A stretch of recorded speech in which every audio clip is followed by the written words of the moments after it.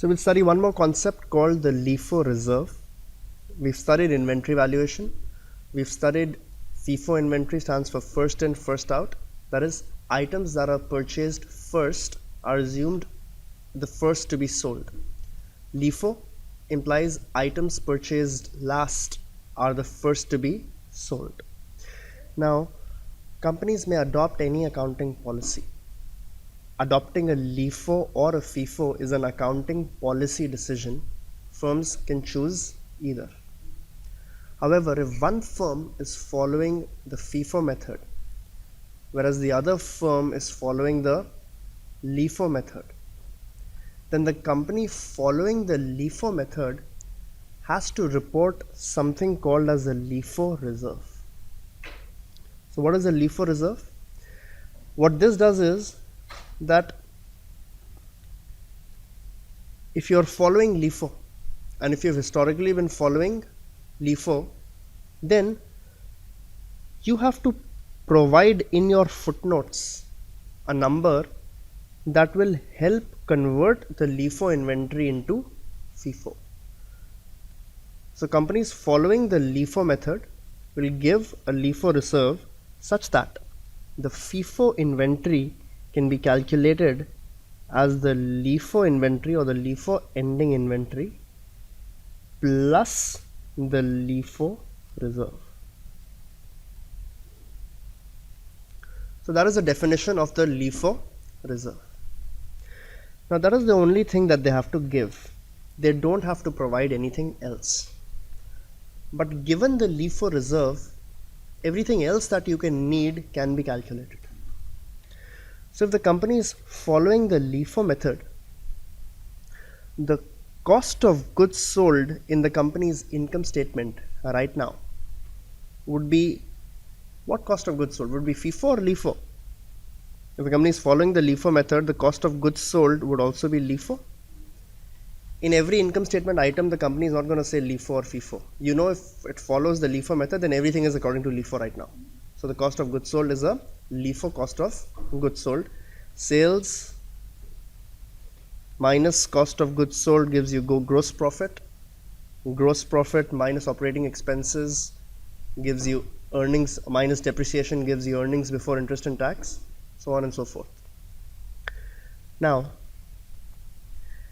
if the company was following the FIFO method, it's quite likely that this cost of goods sold would have been different, because in LIFO, last in is the first out.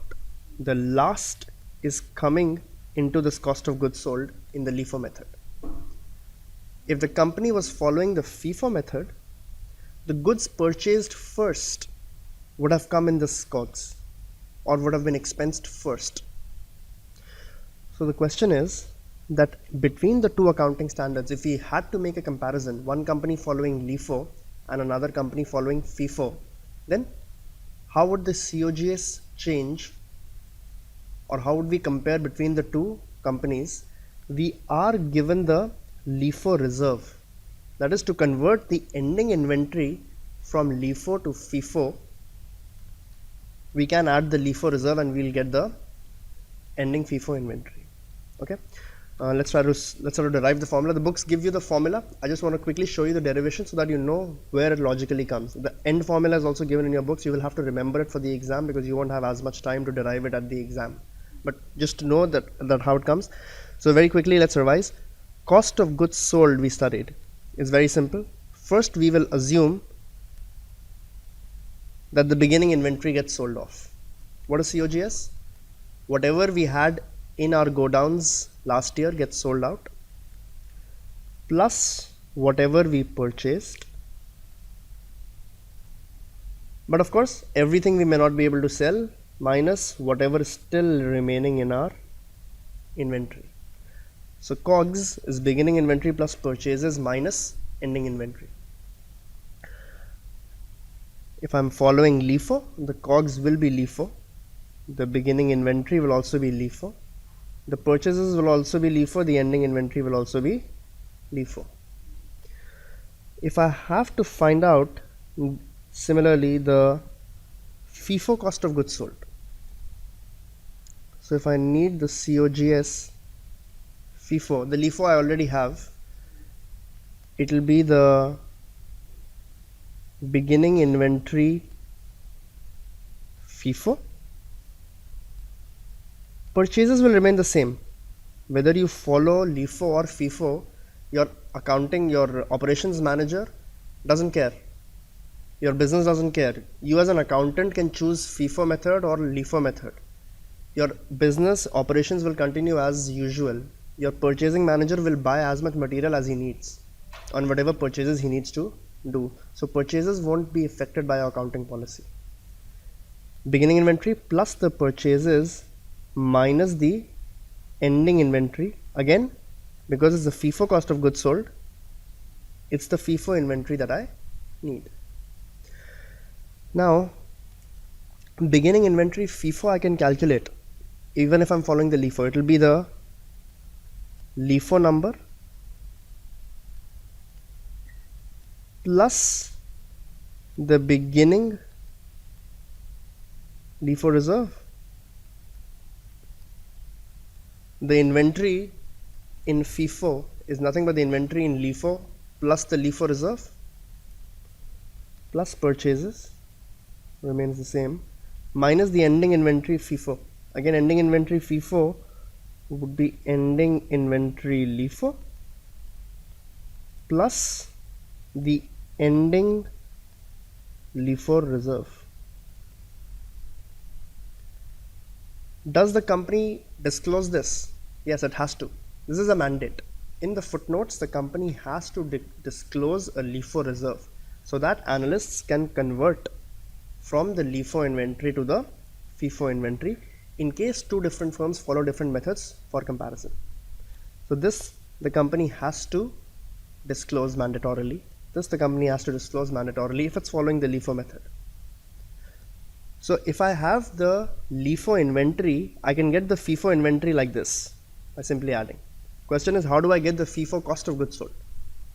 So FIFO cost of goods sold would be equal to, if I just take these three items, beginning LIFO inventory plus purchases minus ending LIFO inventory, are these three combined nothing but the LIFO cost of goods sold? This is what has been reported in the income statement right now. The LIFO COGS is reported because the company is following LIFO and we want to convert it into FIFO. So beginning inventory LIFO plus the purchases minus the ending inventory LIFO is the COGS LIFO plus the beginning LIFO reserve minus the ending LIFO reserve is nothing but your FIFO cost of goods sold. This is the formula that has been given in your books. This is what you have to remember. Now you know how it comes also, because the firms have to declare something called as a LIFO reserve. Now in the exam, questions can come that will ask you to convert between the two. If it's a straight up question on this, you'll be able to solve it easily. Sometimes questions can be more complicated. We will do one complicated example so as to understand how this application can be done on the exam and on the income statement and the balance sheet. So in the next question, we are given a firm's balance sheet and we are given a firm's income statement, both prepared using LIFO. The question is, convert the income statement as well as the balance sheet, assuming the company was following a FIFO method. So that's what's been asked. Of course, once we've converted the income statement and the balance sheet both, we can calculate whatever ratio the question asks. Question can ask us tens of or dozens of ratios. Any ratio can be calculated using either method once we have both income statements and both balance sheets. So there's some information provided about the inventory cost flow method, and it also tells us that had FIFO been used, inventories would have been $100 higher in 2016 and $90 higher in 2015, LIFO reserve for 2014 has been given to be equal to 0. This is nothing but the LIFO reserve. LIFO reserve for 2016 is given to be 100. That is what LIFO reserve is. That is how much should we add to the LIFO inventory to get to the FIFO inventory. And for 2015 has also been given 90, and for 2014 has also been given 0. The effective tax rate for 2016 was 30%, and for all other years the rate was 20%. The question is, convert both income statement as well as the balance sheet assuming the company was following the FIFO method. So we'll start with the income statement and then we'll go on to the balance sheet. So the income statement is for 2016. Whether you follow LIFO or FIFO, do your customers care? Will your revenue be any different? No. You're still going to earn what you earned. You will earn 4,000. Will your cost of goods sold 2016 be different? Yes, because if you're following first in, first out, then the first in is what is going to come into your COGS. But we already just derived the COGS using FIFO will be the COGS LIFO, which is given, plus the beginning LIFO reserve, which is 90, also given in the question, 90 in 2015, minus the ending LIFO reserve, which is given to be 100.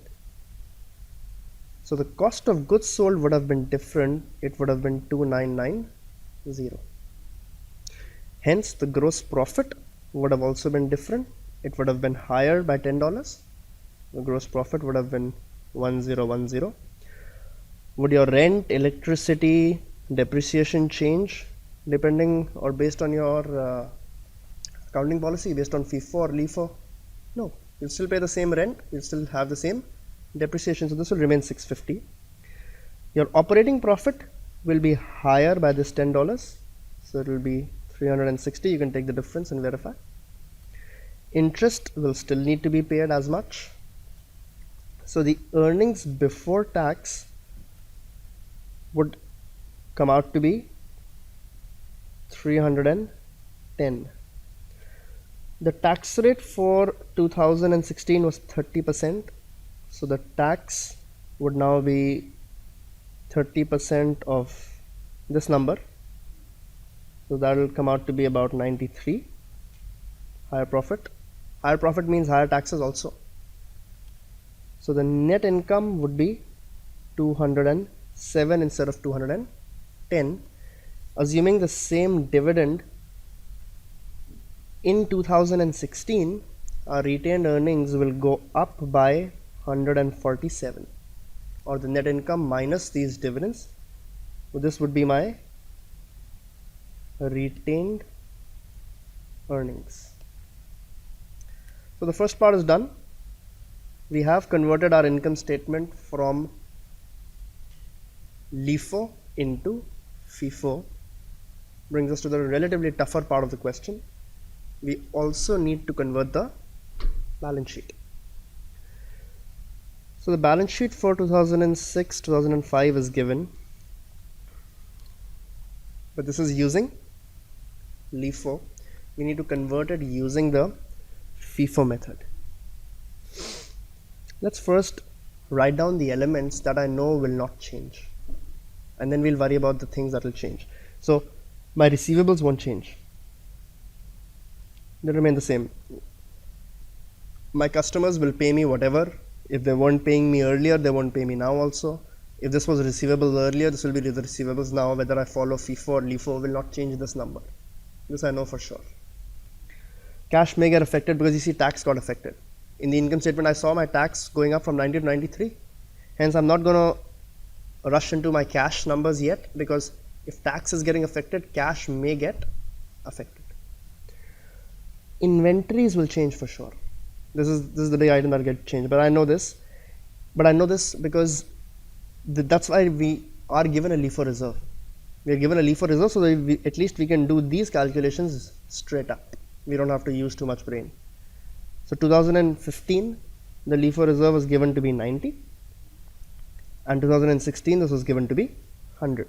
So 290 plus 90, 380 I know will be my inventory in 2005 if I'm following FIFO.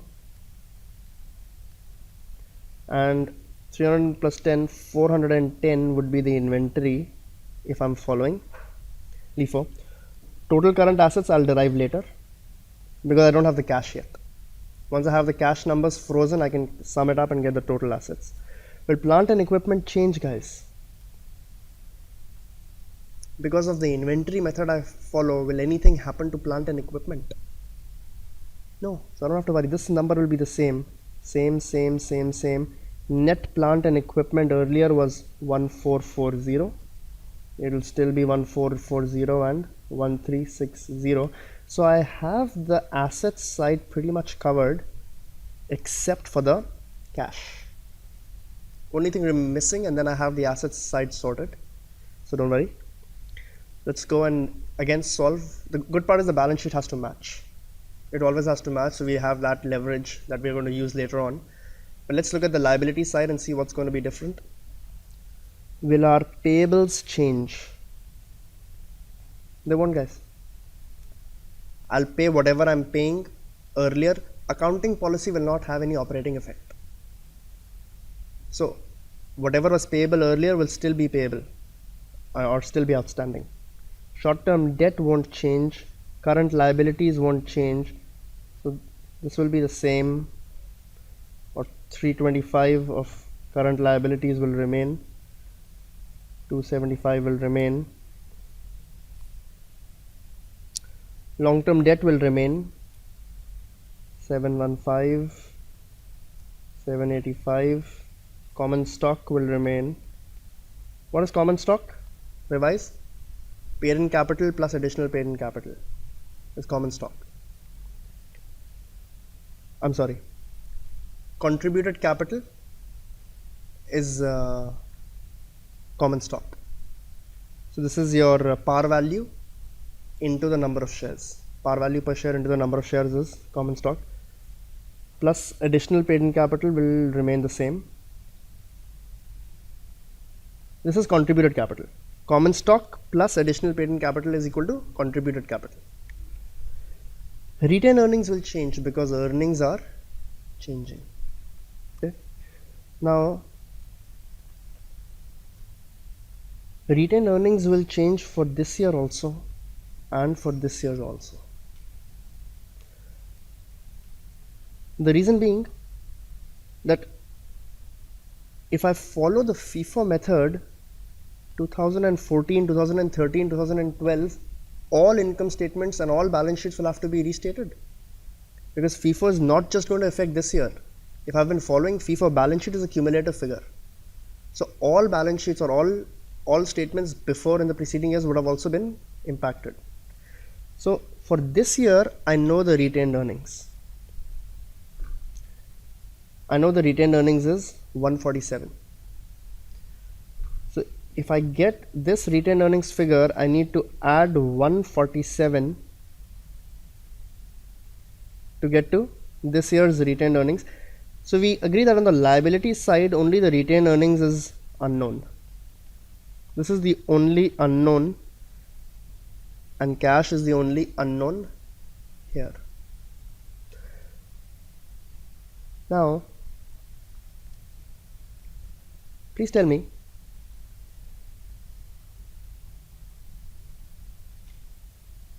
for 2006 we realize that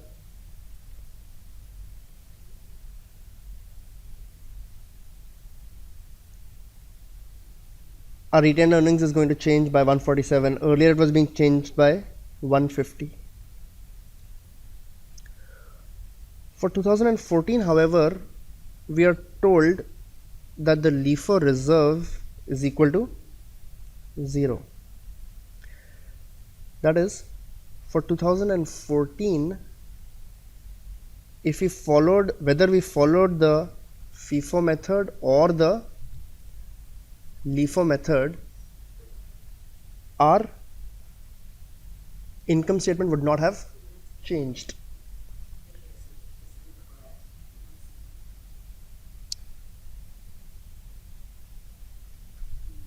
So for 2014, we are given that the income statement is, or the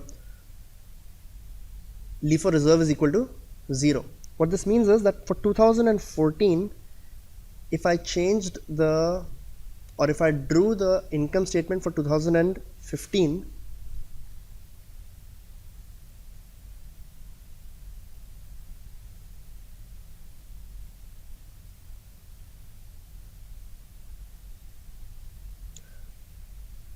how would the retained earnings change? My apologies, please correct. 310 minus 93 would be 217. So the retained earnings would be 157 and not 147. So again here we will add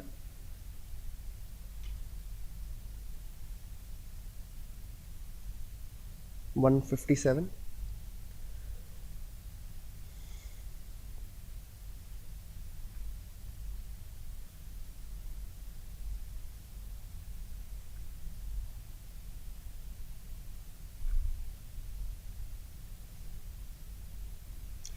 Now guys, the problem is that to get the retained earnings for this year, or this year's retained earnings would again have been affected, because in 2015 income statement,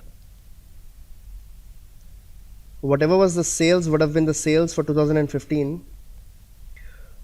What would be the COGS for 2015? Whatever was the earlier COGS plus the beginning LIFO reserve, which is 0. 2014 LIFO reserve is given to be 0, minus the ending LIFO reserve, which is given to be 90. So for 2015 the income statement is not given, but I know that if I was following FIFO, the COGS would have been lower to the extent of $90, just like I did the calculation for 2015 or 2016. So if COGS would have been lower to the extent of $90, what this means is that earnings before tax would have been higher in this year to the extent of $90, or tax would have been higher to the extent of, the tax rate in that year was 20%. So tax would have been higher to the extent of 20%, or net income would have been lower to the extent of 90 into 0.8, or 90 into 80%, that is $72. So tax would have been, the tax calculation in that year would have been higher by about $18, and the earnings before tax would have been higher to the extent of 90 minus 18, that is $72.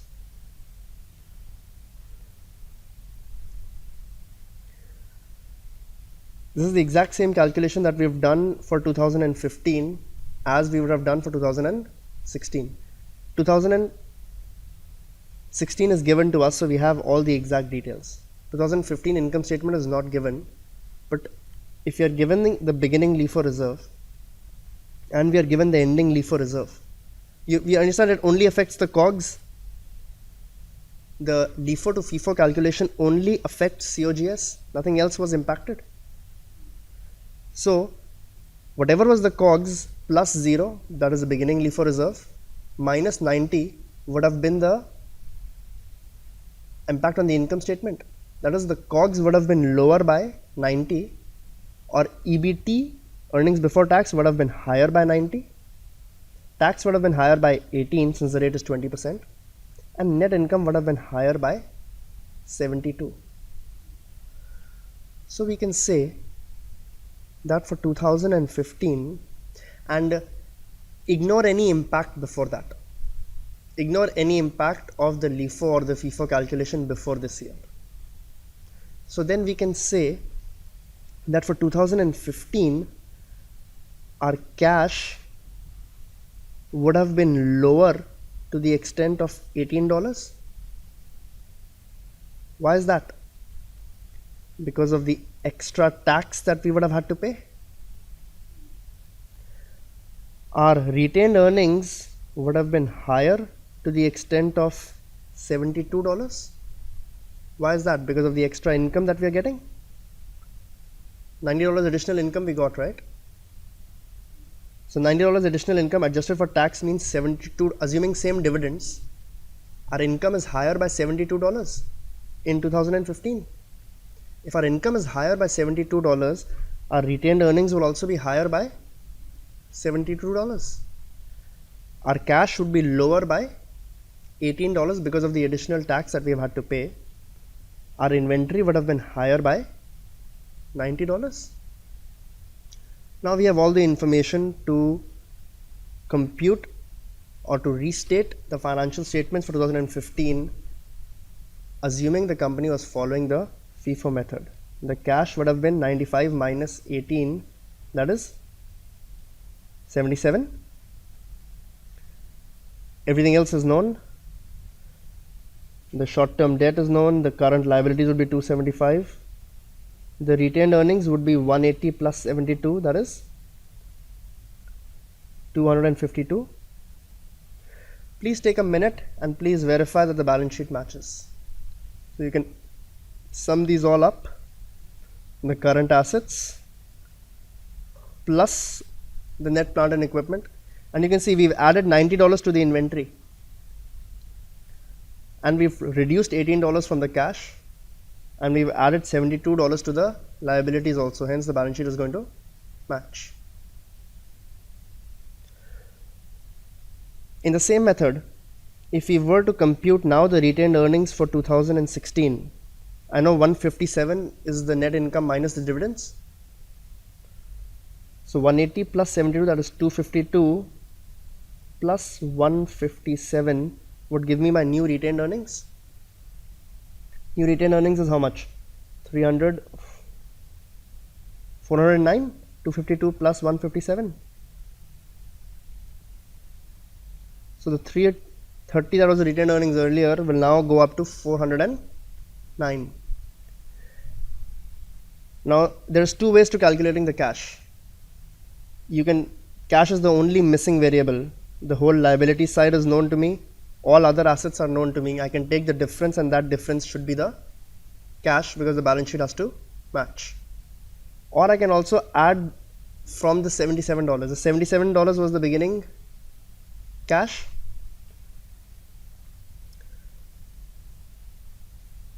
Or rather $115 was the beginning cash with FIFO.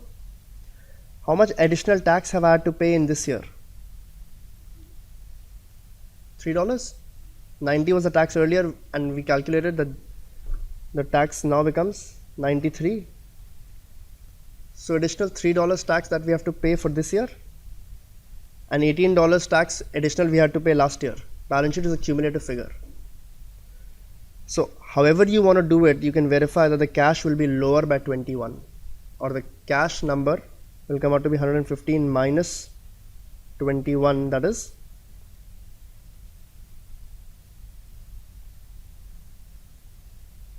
$94.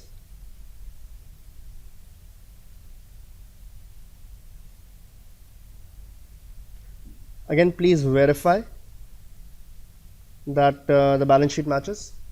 So whether you take this difference, because you know all the liabilities and you know all the assets except cash, you can take the difference, it will come out to be $94. Or you can also think of it as 2 years that we have had to pay extra cash, extra tax. Additional $18 in this year, additional $3 in this year. So $21 I'll have to reduce to get to the cash number. This is how I can derive the income statement and the cash flow statement using the FIFO method.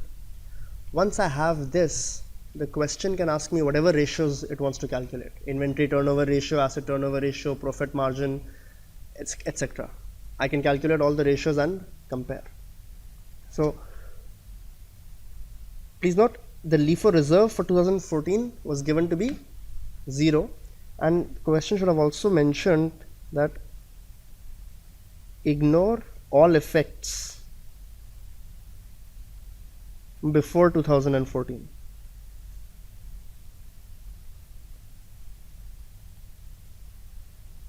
So ideally speaking, just like we had this impact in 2015 and in 2014, we have to calculate the cumulative tax impact for all the years, or the cumulative cash impact, and then compute the cash numbers this year in 2015 and 2016. So we are told that ignore all effects before 2014, and the LIFO reserve for 2014 is given to be 0. Hence the COGS would be lower by $90, or the tax would be higher to the extent of $18 in 2015. So we reduce $18 from our cash here. If this LIFO reserve was not 0, it was something else, then the tax reduction would have been different. It wouldn't have been $18. Okay, so that's just one additional concept of the LIFO reserve that you need to know.